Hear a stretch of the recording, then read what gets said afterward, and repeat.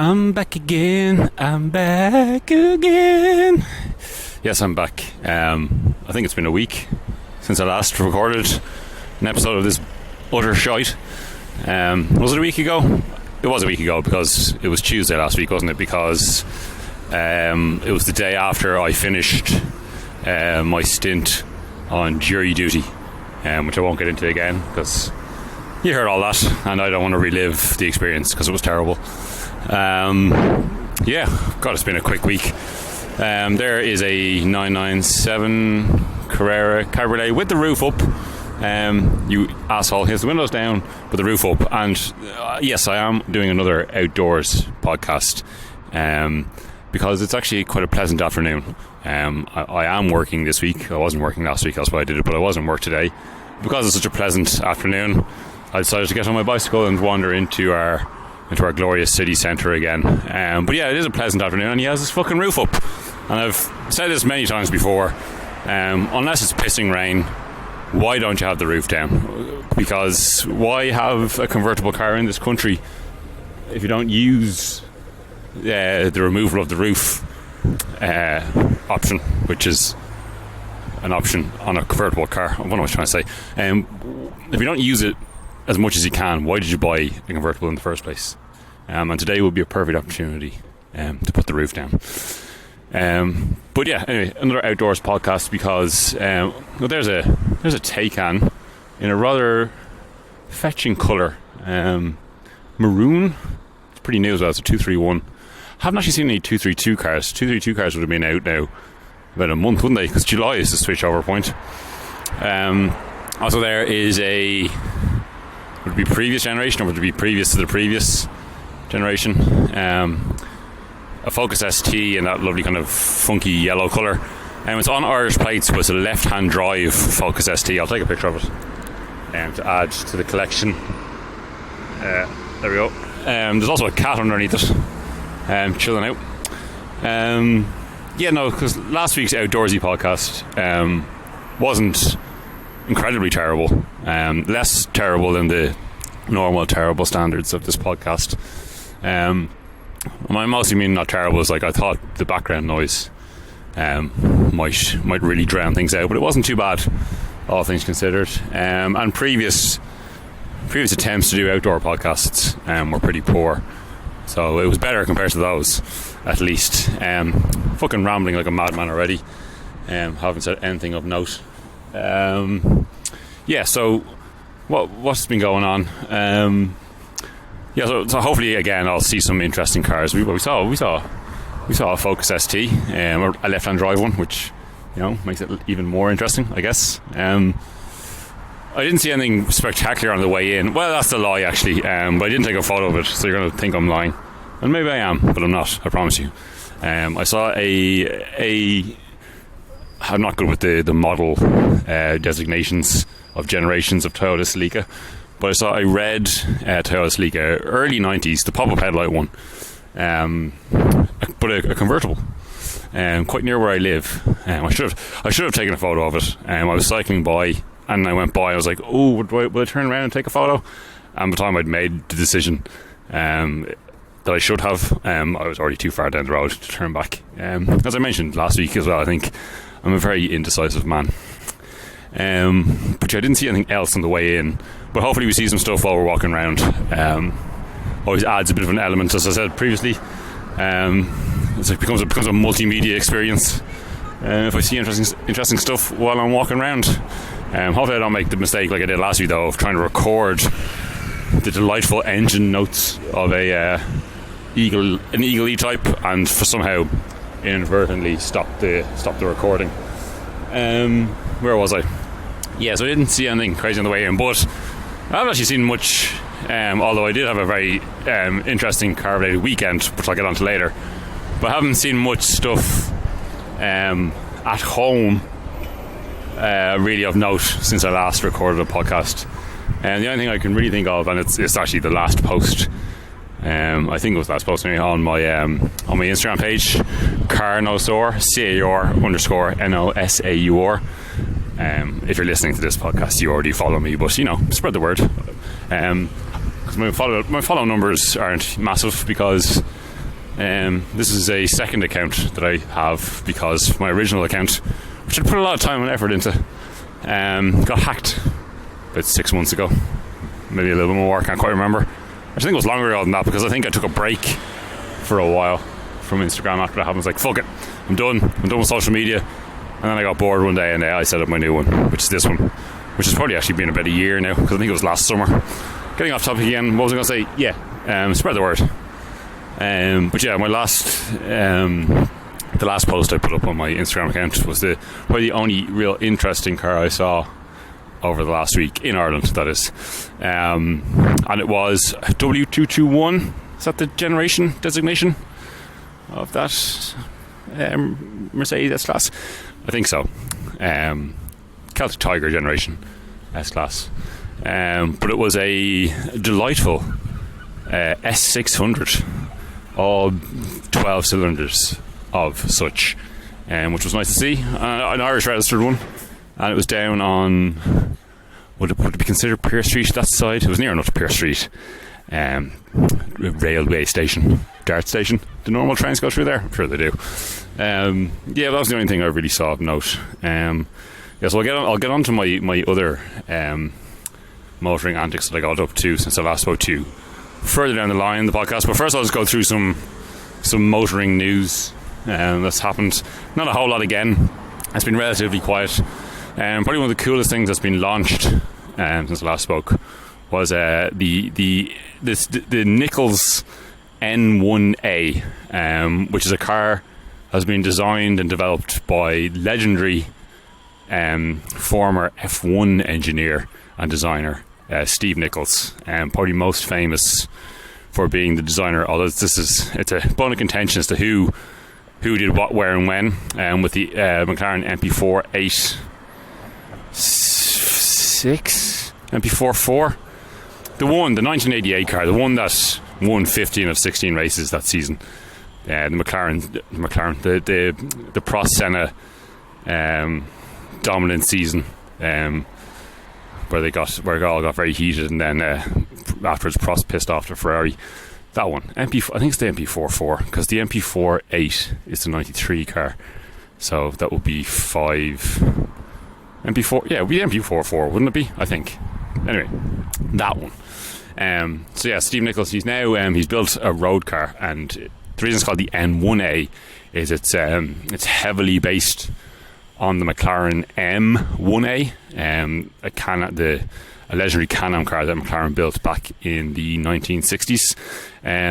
It's a very, very, very, very, very close homage to that original car. Slightly longer, slightly wider, had bigger wheels, and some slight modern touches, but it's a very close homage to the original car. Cool thing though. Weighs less than a ton. I think it weighs less than 900 kilos actually. Powered by an LS3, I think. Some sort of Chevy LS motor engine, putting out something like 700 horsepower. Nicely naturally aspirated, of course. Manual gearbox, a Graziano gearbox. I think it's the same gearbox that's in the first generation Audi R8 manual. Yeah, super cool thing. I think the first 15 he's going to build will all have a livery on them to commemorate one of the 15 race wins at that MP44. We're selling on MP44, I think. One of the victories of that from that 1988 season. One of the first. If you're lucky enough to have one of the first 15, it'll be an homage one. And apparently said there'll be slightly better spec than the ones that follow on. It won't be a massive build numbers. I think he said he's going to build about 100 of them in total if the demand is there. Not going to be crazily expensive when it comes to these kind of resto mod. We don't even quite call it a resto mod because it's a ground up car, but it's a classic homage, low volume, high end, track oriented. You know what I'm trying to say. Compared to some of these crazy special edition stuff that's come out of late, it's not going to be ridiculously expensive. I think he wants to aim to have them at about £200,000. So anything like that that's less than £1 million is pretty acceptable. Not something I will ever be able to afford, but if you can and you want one, get one, and I'll be jealous. What else was there? The Lamborghini Revuelto, if that's how it's pronounced. The newest V12 flagship Lamborghini, the car that's replacing the Aventador. Lamborghini have said they are completely sold out for the next 2 years. Which is it surprising? I don't know. Maybe not. It's like, I don't know. Obviously, it was released a few months ago. Interesting. Still a normally aspirated V12, which is nice to see. Although it does have some hybrid assistance, but all in, it's going to have 1,000 horsepower. It's a mid-engined Lamborghini V12 supercar. Of course, it's interesting, but it didn't grab attention like a new Lamborghini normally would. But then, look, I don't know how many they make a year. What, 2,000 maybe? I don't know, something like that, give or take.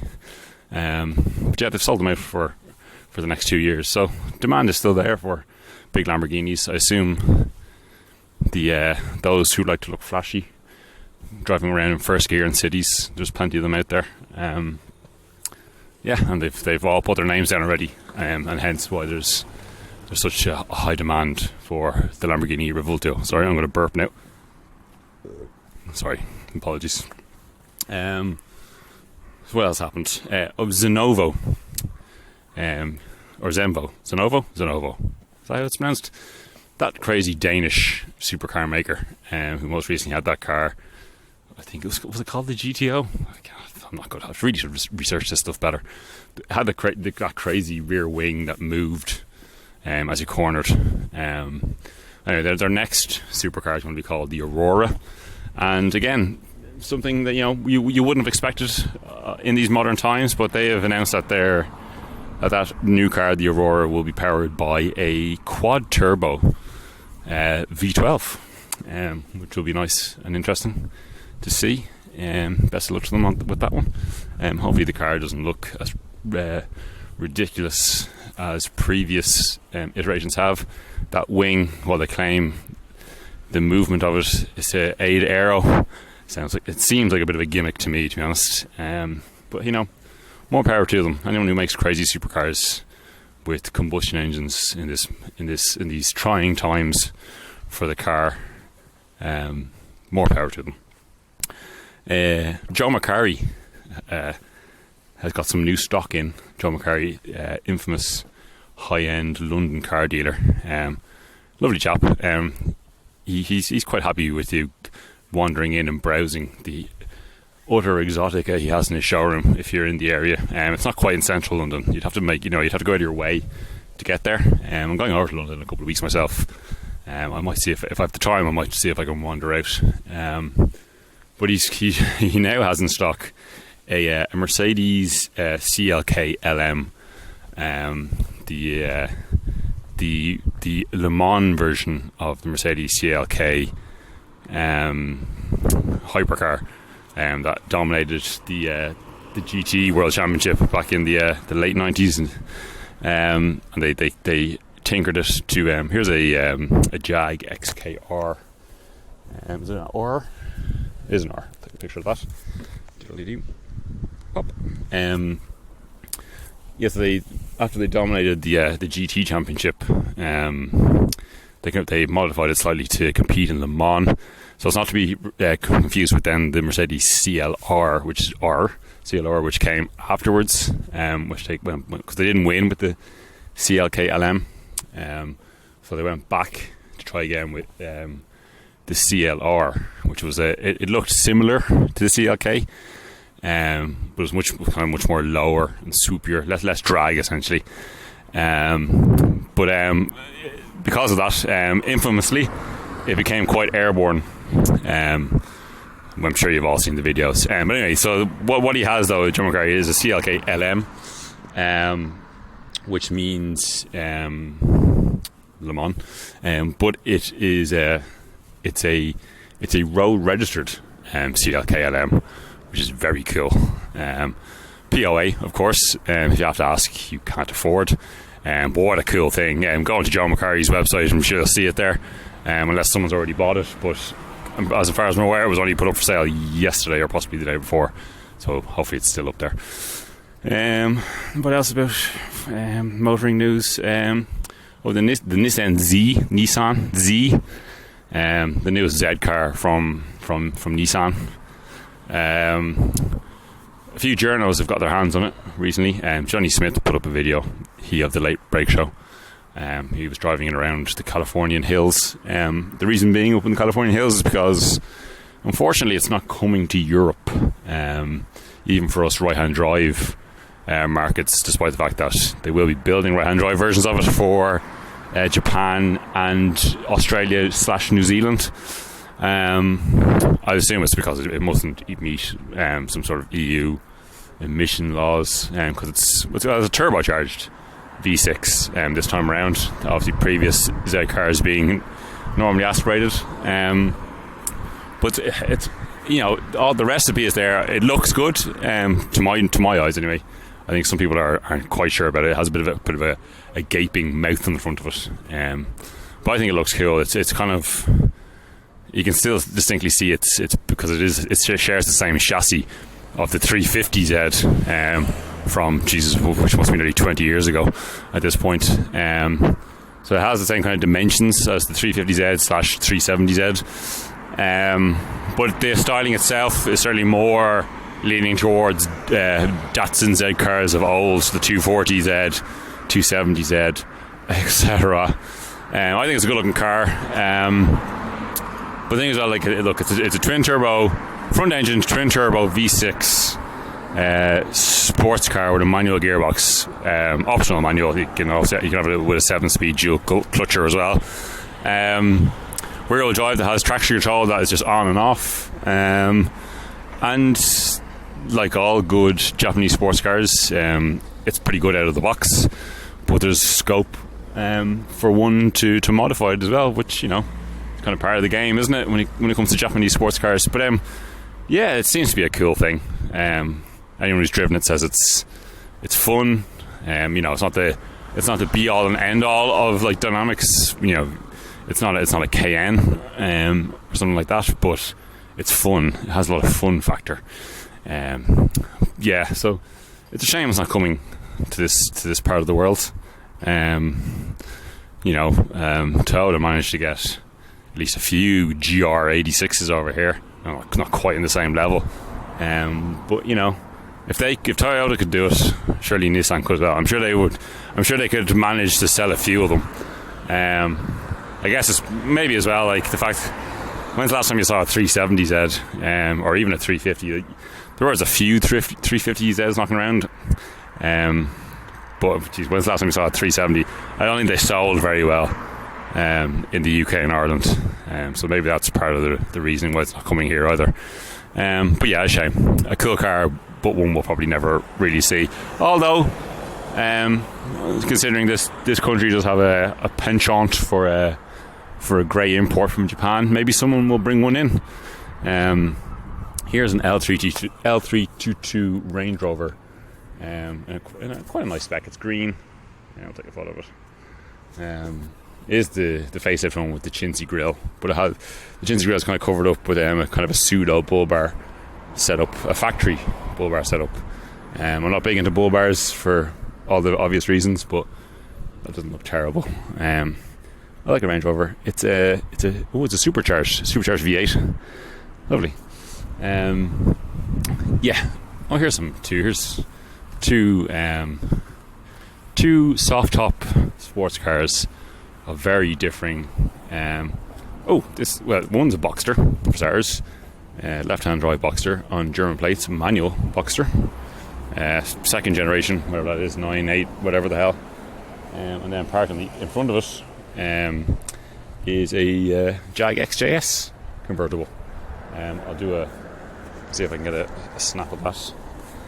Apologies now. I'm a man, I can't multitask very well. I'll have to go wide angle to get the two of them in. There we go. what was I talking about before that? Yeah, the Z car. It's a shame we don't get it. Where am I at? 20 minutes. 20 minutes in, I've covered a lot of shit already. Maybe this one will come in well under the hour, which would be nice for a change. I am still recording, haven't I? I haven't knocked it off again. I am. Good. Yeah, that's really that's really all I have to say about motoring news. I'll briefly talk about the Formula 1. I did post a podcast yesterday, which I recorded on Sunday after the weekend's Formula 1 action. But it was more a mid-season report, because they're gone on their summer break now for a month. So I thought it was time to do a mid-season report, because I did do a pre-season update. Is that a Civic Type R, or is it just a regular Civic with a big wing stuck to it? It's just a regular Civic with a big wing stuck to it. Yeah, so I did a pre-season predictions write-up after pre-season testing of where I felt people would be. I thought it'd be good to return to that and see how right or wrong I am at this midpoint in the year. Kind of a 50-50 split. Some of the things I was quite accurate with, some not so much. But yeah, so I'm not gonna run through all that again, because if you really give a shit, just go up and listen to the one I put up yesterday. It'll be beside or underneath or near this after I publish it, if that makes any sense. But I will then briefly talk about the actual Grand Prix itself, which I did in the previous podcast. But if you don't want to listen to that, but stop rambling, John. Just talk. Yeah, so it was. I forgot going into it. It was a sprint weekend, which was somewhat annoying. Not because of the sprint format, but more so I had planned a trip to the UK, which I'll speak about in a short moment.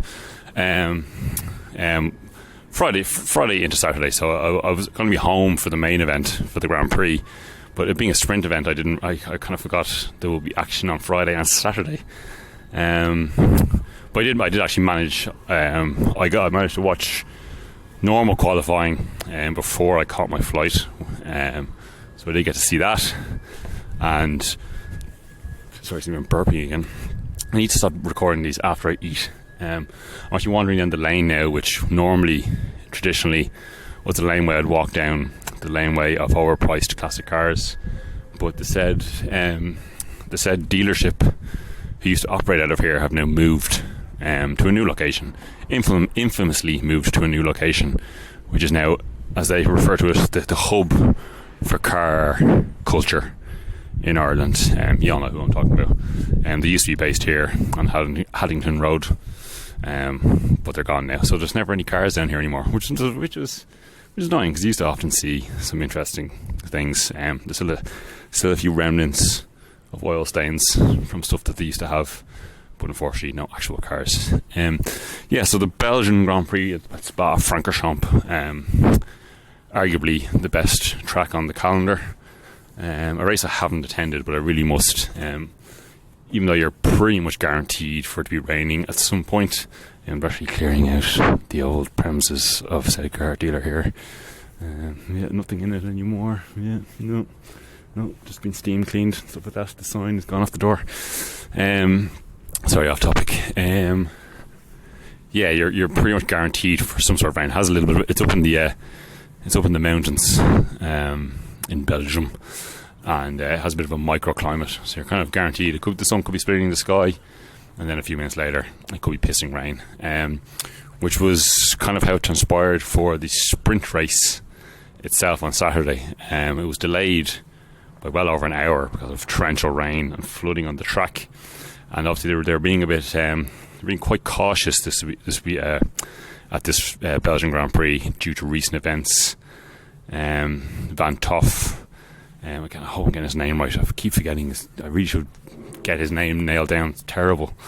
Yeah, obviously the tragic loss of that young Dutchman at Spa just a few weeks ago in the wet, and then obviously we had the death of Antoine Hubert a few years ago as well in F2. So they were going to be quite cautious with wet weather at Spa this year. because for obvious reasons they don't want. Nobody wants any more injuries or fatalities in motorsport. Some people say it's an inevitability, but it's not something any of us ever want. We won't get into that debate, but so they were quite cautious. So the sprint race was delayed by a bit. It started under the safety car then. Everyone was on extreme wets. I think they did 4 laps under the safety car, which was going to be only a 15-lap race as it was. So it was quite obvious that when the safety car was going to come in, that it was time enough to switch to intermediates. So all the teams have to decide: do you bring in both cars and double stack? Do you bring in one car and then bring in the next car the next lap? Because you can't pit under the safety car; you have to wait until the safety car pulls in. So all the teams, I'm pretty sure, went with pit 1 and then pit the next one afterwards. They didn't bring in Max Verstappen. The reason being that because they won the Constructors' Championship last year, they are the first pit garage, and therefore them being the first pit garage means that if they pulled in to do a 2 or sub 2 second pit stop, they'd pull in, but then there probably would have been a field of cars coming in behind them, and they would have had to wait it in the pit box to get back out again. So they probably would have lost a shitload of time.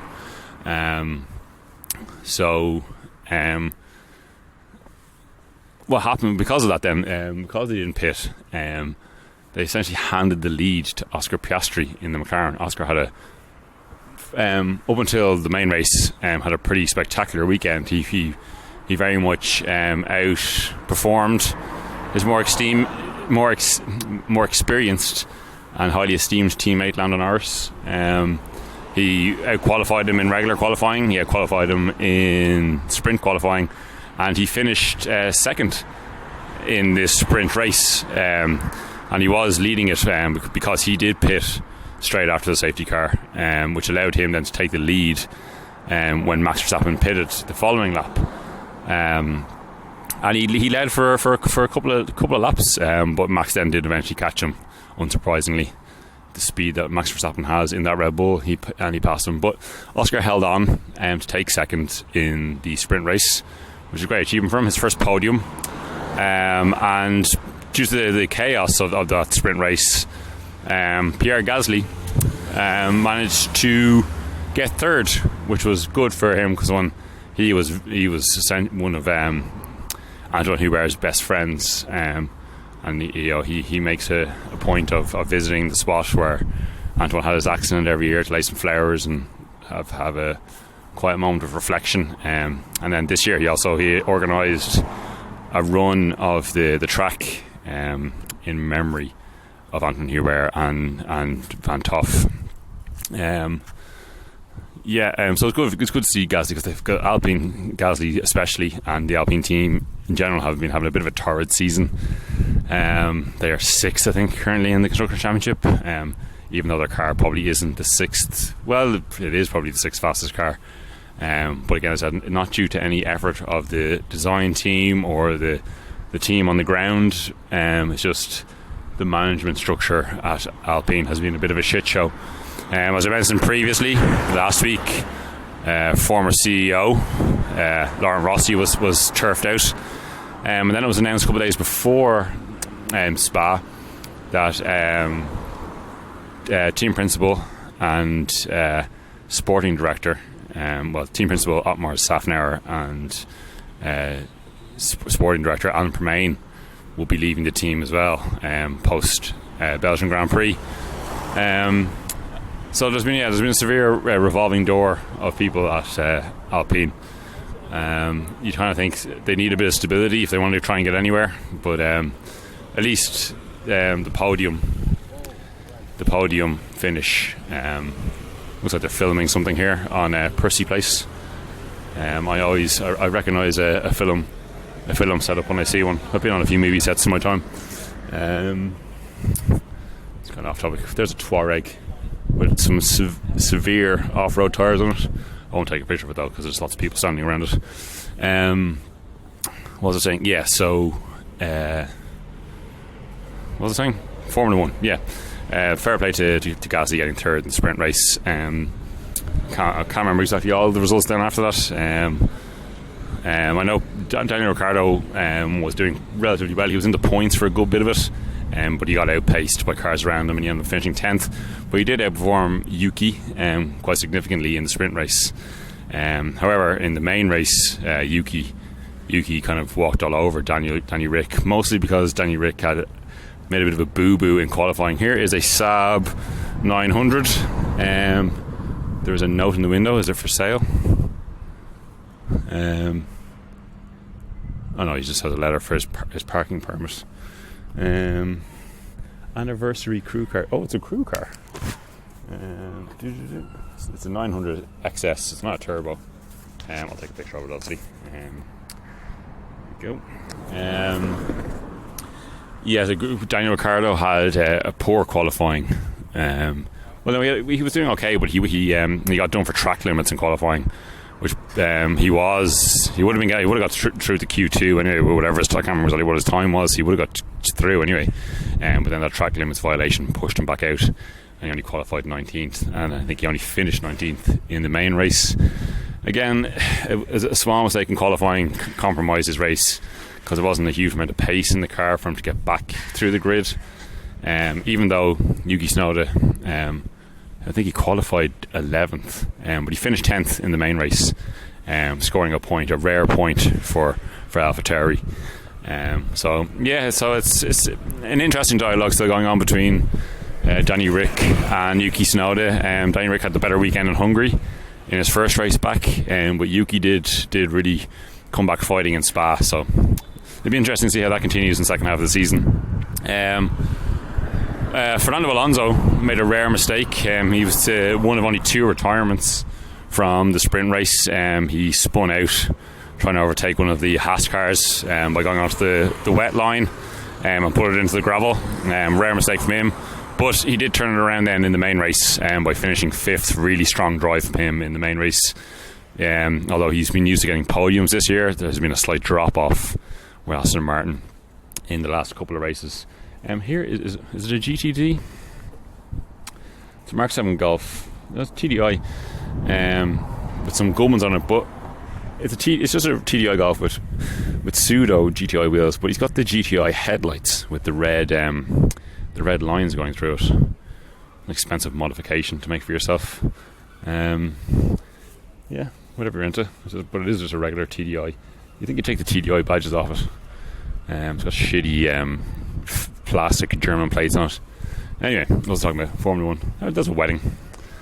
A bride walking along and having the tails of her dress lifted by her now husband. Oh, and their wedding car is a Rolls-Royce Phantom. Let's see if we can get a picture of that. I'm a little bit further down the road and there's a horrible diesel truck making lots of noise. The UPS driver beeping at the wedding. He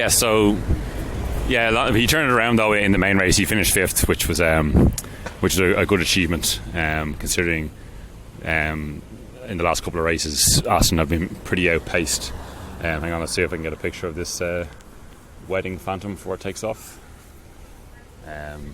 Suicide doors. Gotta love a Phantom. What was I talking about? Formula 1. What other news was there from the race? In the main race then, the main race was dry, and there was a spit rain in the middle. Just go back to the sprint race marginally.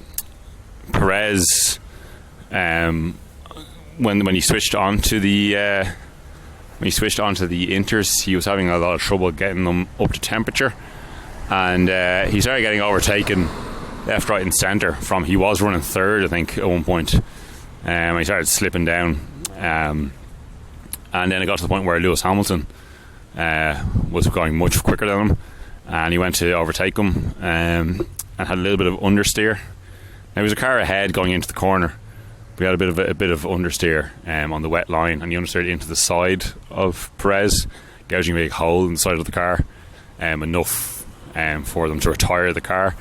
And Hamilton got a 5-second penalty for it, which was a bit harsh because it was very much a racing incident.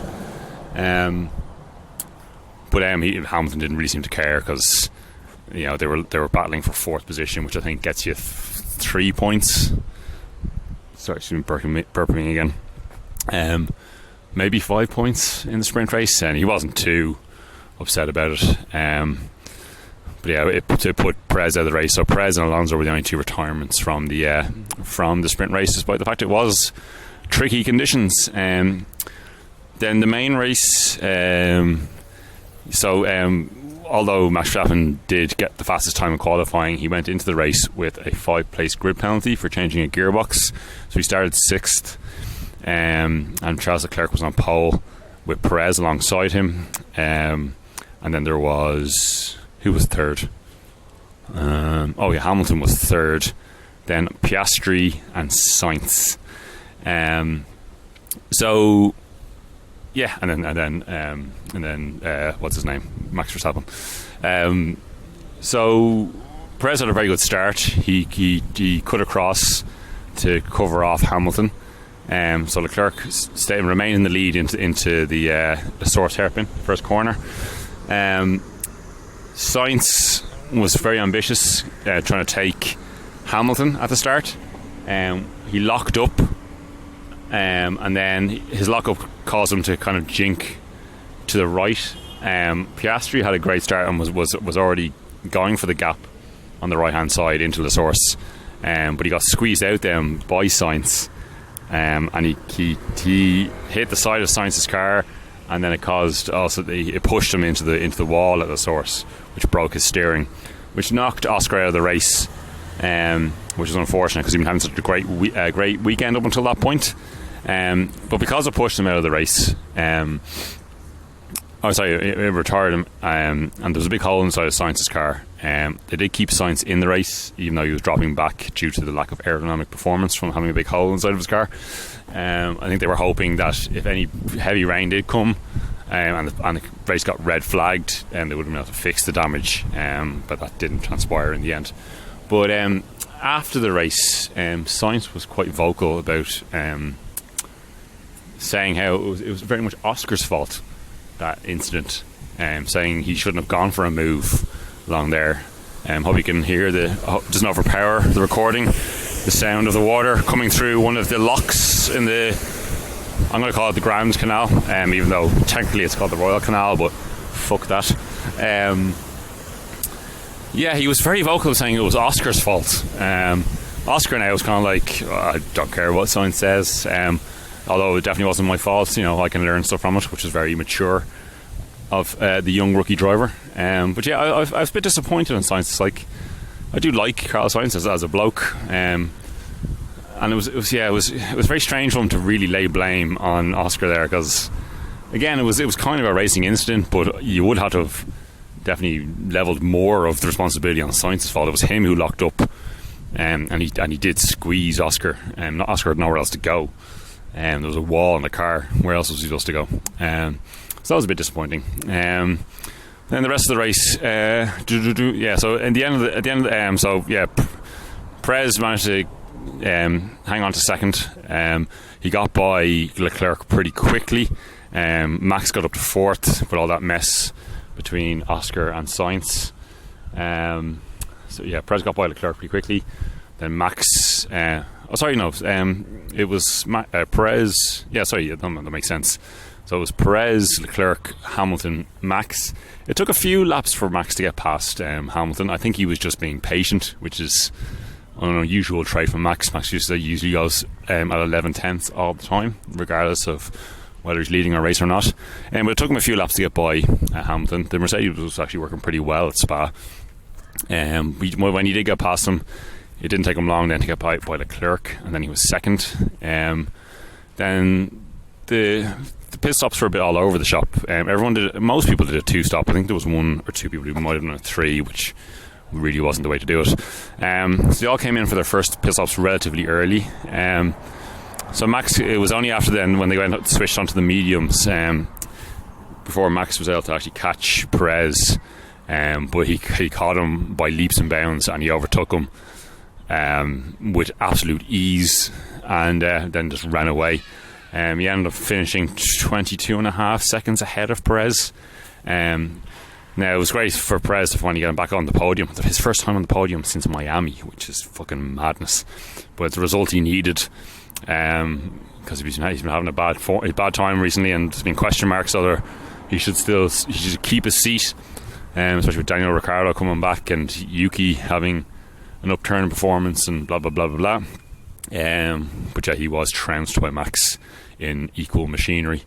And then Leclerc hung on to third, which is good as well for Ferrari. It's been a while since Ferrari were on the podium. I think that's only their fourth podium of the entire season. Ferrari they should be better than that. They're fourth in the constructors' standings currently. Hopefully they can try and turn it around a bit in the second half of the season.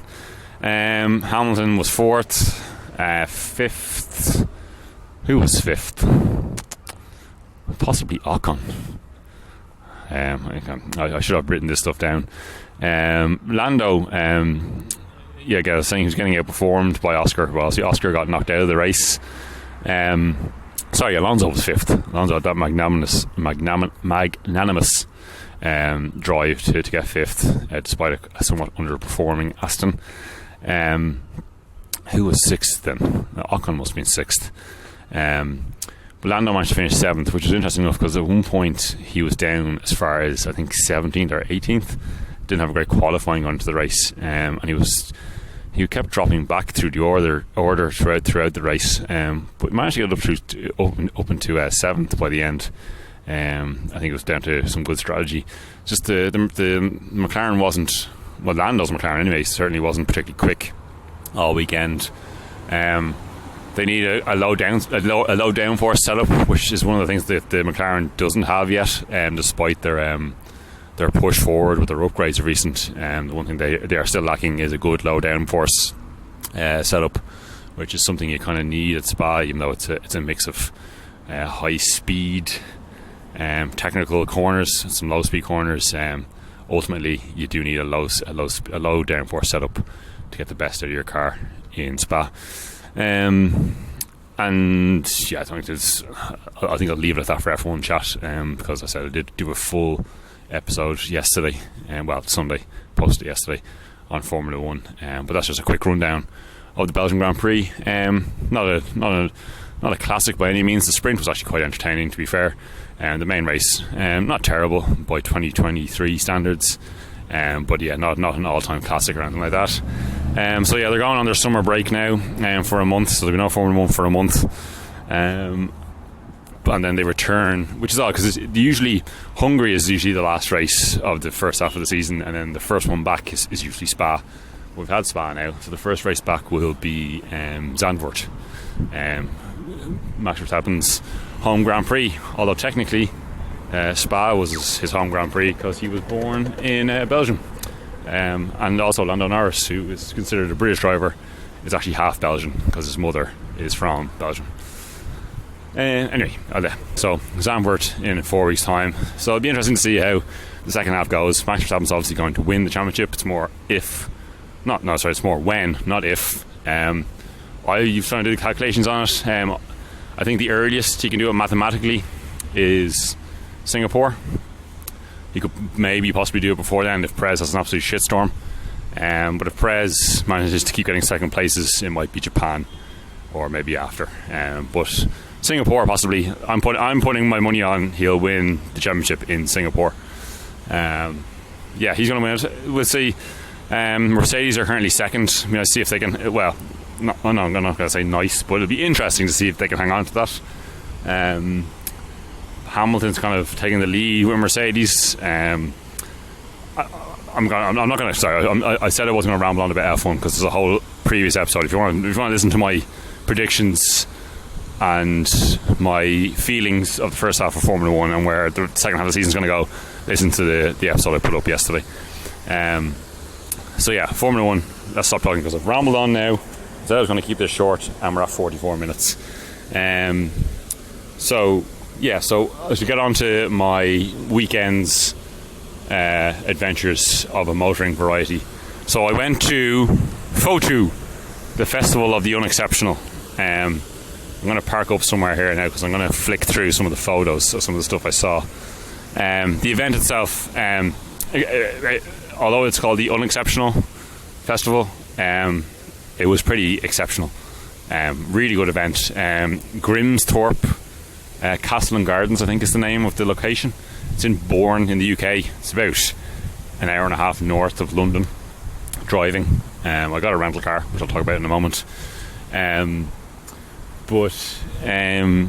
really good. The weather was pretty decent. It was like 25 degrees when I got out, according to the temperature gauge on my rental car when I was getting out of it.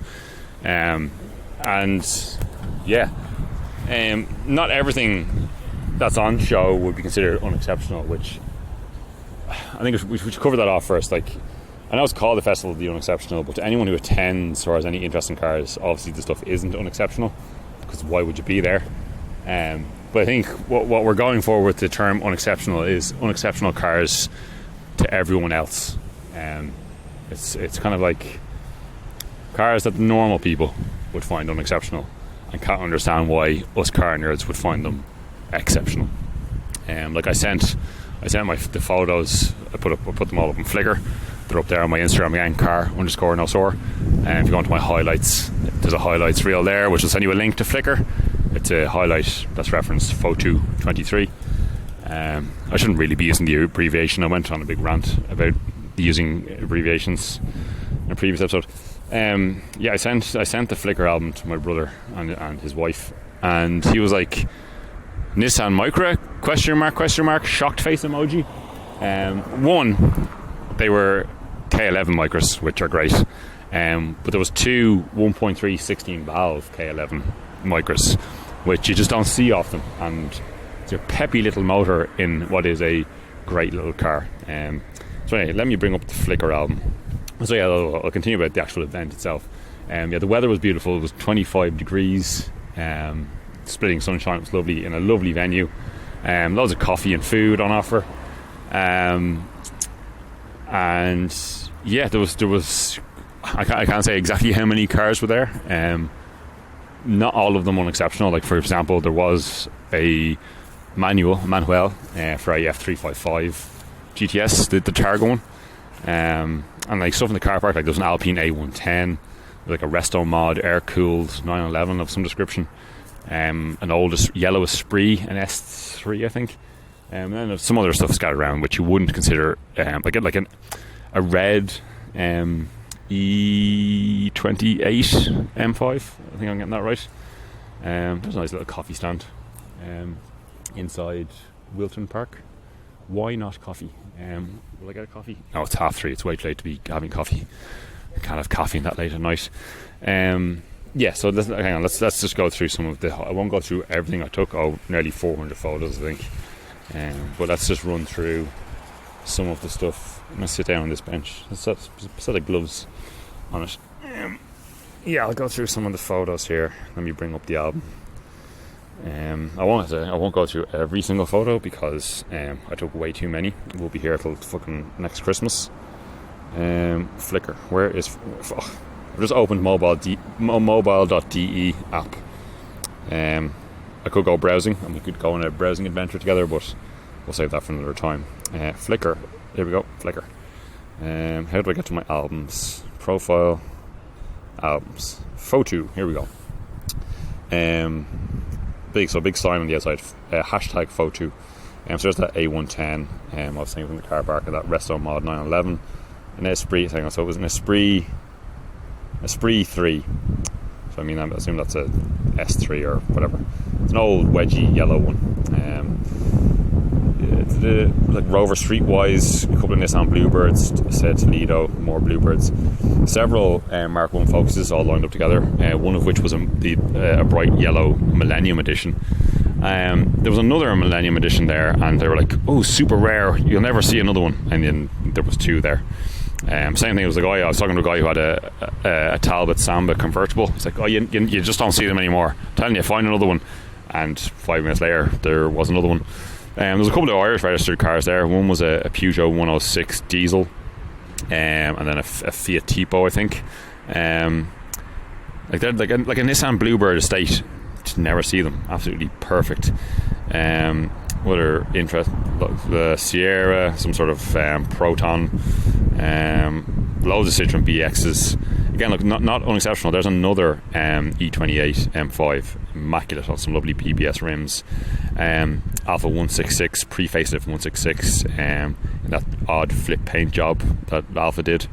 It's a manual V6, which is lovely. Mint Lupo, would that be a K10 Micra? Yeah, it would be, wouldn't it? This was one of the more interesting things. Mitsubishi Colt Cordia 1600 Turbo from 1983. So it's a 1980s coupe version of the Mitsubishi Colt. Again, something you just never see. But also it has an interesting gearbox. I'll read the bump here.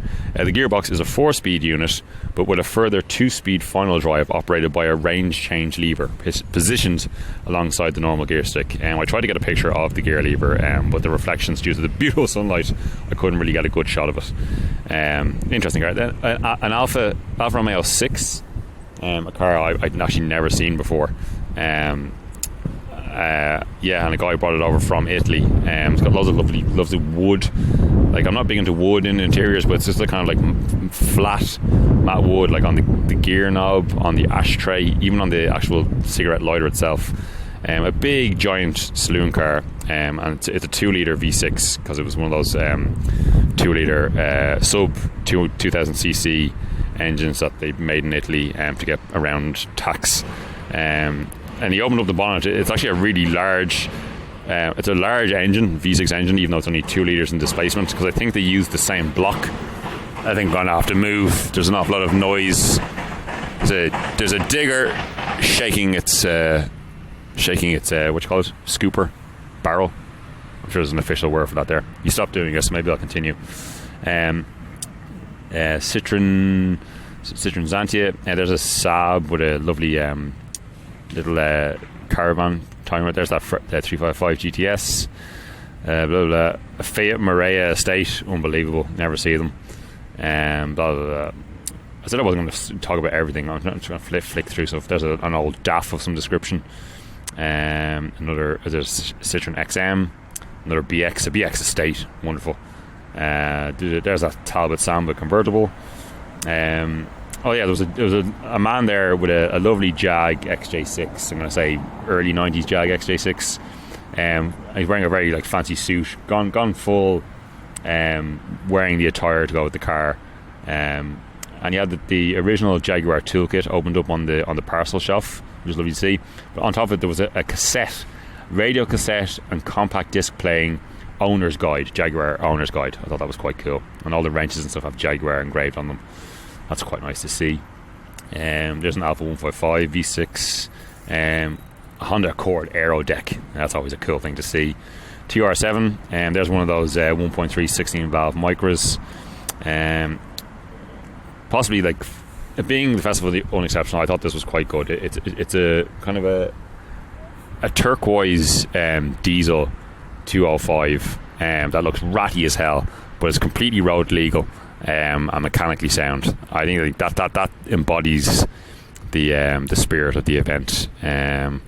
Some sort of random, was it a Proton 1.3 GE Saloon base model that's had one owner from new and just 18,000 miles on it. The only option being sapphire green paint, which was a £195 option.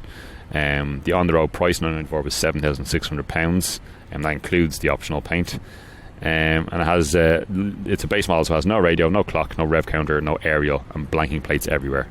That's the kind of stuff. This is probably one of the coolest things there. A Tatra 603, big giant Cold War era saloon car from Czechoslovakia with an air cooled V8 in the back. Very cool. Really ratty on the outside, but again fully functional, taxed and tested. Unreal. I'm going to start skimming through this a bit quicker because I'll be here all day. There's some sort of I think a Rolls Royce something or other, a late 80s early 90s Rolls Royce. I'm not good with names of Rolls Royces. It has a 24-hour Le Mans stickers and pride flags flying off it, which is nice. There's a Moscovich 214S Aleco, which is based on the Chrysler Alpine. Again, something you never see. Loads more there was a couple of Mark II Renault Clio Initials, which, if you're not familiar with them, is a really high spec Clio that really no one bought because they were ridiculously expensive. Alfa GTV6, a red Polo Fox, Mark II Polo. I had one of them in silver, so it was nice to see one of them. Red with a matching red interior. What's that there? Oh yeah, some sort of Toyota estate car. There's an Aero Shape Toyota Sierra. That's got a bent wing mirror and a big dent in the side of it again. Oh yeah, a DeLorean, which again, not unexceptional by any means, but great to see. But the thing about it as well is it's a right-hand drive DeLorean, which is pretty rare. It even had DMC fuel nozzle caps, dust caps. Twingo, like first gen Twingo, always great to see. There is a V70 or all-wheel drive, beautiful. Not unexceptional again by any means. And then in the actual grounds of the house itself, those are all out of the lawns. In the grounds of the castle was where the stuff that was in the running for prizes. Like a beautiful Renault 16 from 1976. A Yugo of some description, Yugo Sano, I think it is what they're called. Again, mint. Again, some sort of old DAF. A lovely K11 Micra. Another Honda, a two-door Honda Accord from 1981, with a Honda Matic gearbox. A wonderful 205. An Astra Estate, Mark II Astra Estate. A lovely Renault 4. An Austin Princess. Another K11 Micra. A Subaru, a Dutch registered Subaru Justy, which is cool to see. Beautiful little thing. What else was there? A Rover. What are these again? A Rover 213 in beige, which is incredible. With just 11,000 miles on it, ridiculous. There's a Mitsubishi Galant, 1990, lovely. And then I think this one car at the show, a 1991 Daihatsu Applause. Like when do you ever see Daihatsu Applause? This is incredible. What a thing. Going to speed through. There's I think a previous winner, an actual Chrysler Alpine, which is the car that Moscovich is based on. He has his award in the back window. A 2018 winner. The trophy is a cup of tea, which is pretty cool. There's a Peugeot 504 Estate. Oh yeah, there's a Citroen Xantia, which was something I brought up in my last episode, which brought me on to saying I was going to the festival with the Unaccessible. You don't see Xantias anymore. And here's a Xantia, silver Xantia, 3-door. It's a VTR. No, it's a VTS. That'll be a lovely thing. There's that red E28 M5, which apparently featured on Top Gear back in the day. There's a Skoda Felicia Frog, which is the pickup. Some sort of weird kind of 3-wheeled sliding door thing, which I don't know what the name of it is. A Daihatsu Sirion Rally 4, which is cool. It's a 4-wheel drive Daihatsu Sirion with a 110 horsepower engine. That'll be a fun little thing. I'm just going to stop rambling through it now. Go up and have a look at the because I've just got hundreds of pictures here. Go onto my Instagram and go into my highlights. You'll see it there, the full album of cars, and you can have a browse through it yourself if you haven't already. I'd highly recommend the festival of the Unexceptional. I'm coming up towards an hour now, that's why I'm going to have to start wrapping this up. I've dropped my notepad. I brought my little jotter again with me, my jotter and my duck egg blue Bic pen that I bought last week. The festival, I highly recommend doing it. I didn't calculate the entire costs because I don't want to know. But I also don't care. It was well worth it. Obviously I paid for flights, I paid for a rental car, I paid for a hotel, I paid for fuel, I paid for food and drink while I was there. Too much money, really. But what's money for? Only spending, especially on your hobbies. I would highly recommend going to it though. It was an incredible event. There was loads of stuff there, loads of similar minded people. My only recommendations is it started at 9:30. I got there for 10. It took me an hour to get from the gate into the actual festival, just through the queue of cars of getting in. And and people did start it goes on until 5:30, but people did start leaving at about 2:30, and if you wanted to see everything, you'd need a few hours. Now I just about managed to get everything in, but yeah, so try and get there as early as you can. And yeah, you can bring food and drink with you if you want, but there is plenty on offer. But yeah, get there early, because it can take a while to get into the event. And bear in mind, it is kind of in the middle of nowhere, so if you're going, you will need to get some sort of transport. So either get the ferry over, bring your own car. If you have something what's considered quote unquote unexceptional, bring it, show it. If not, get yourself a rental car and drive up yourself. Right, it's time to start wrapping things up. So briefly talk about it. I got my rental car was a current generation Vauxhall Corsa. As I've said previously, when I went to Italy, was it 2 years ago now? God, it must be nearly 2 years. I went to Maranello to go, Modena, technically, Maranello, to go to Ferrari. I didn't get a chance to go to Lamborghini. I went to the Pagani Museum. Won't get into that. That's a previous trip I went on. I got a previous generation Corsa, which was absolutely terrible. This one, not so terrible. Nice little thing. Peppy engine. I don't know what kind of engine it was. Some sort of little turbocharged thing. It was fairly high spec. I had everything on it. CarPlay, multifunction, everything, touchscreen, blah blah blah. Buttons where you need it for. All the climate control stuff was on buttons. The radio controls and steering wheel buttons, all physical buttons. The display, although like the frame of it is probably about 9 inches, the screen itself didn't utilise the full space, which is a bit annoying.